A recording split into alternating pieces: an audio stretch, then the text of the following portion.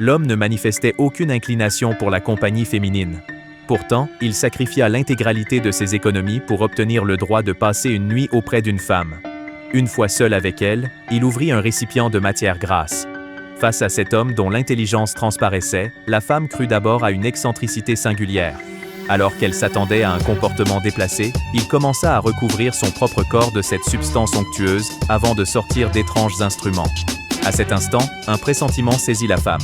Elle se leva pour s'enfuir, mais au moment de se retourner, qu'il enveloppa soigneusement dans un linge. La matière grasse avait capturé l'essence olfactive de la jeune femme.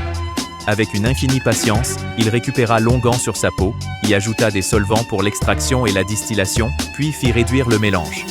De ce processus méticuleux ne restèrent que quelques gouttes d'un élixir doré. C'était une fragrance absolue, une création qu'aucune grande maison de parfumerie n'aurait pu égaler. Pour tester son pouvoir, il en déposa une trace sur sa main.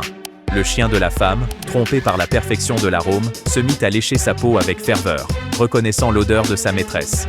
Un sourire de triomphe éclaira le visage de l'homme. Ce n'était que le début de sa quête.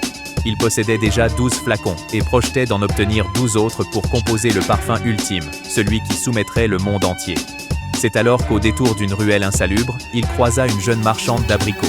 Sa grâce et la pureté de ses traits le captivèrent, mais c'est son sillage qui l'ensorcela. C'était une senteur inédite, une vibration qui semblait appeler son âme. S'approchant dans l'ombre, il se pencha vers elle, inhalant avec une faim dévorante ce parfum exquis, au point d'en oublier sa propre présence. Mais la lourdeur de son souffle finit par trahir sa présence, et la jeune fille, saisie d'un effroi soudain, se retourna brusquement.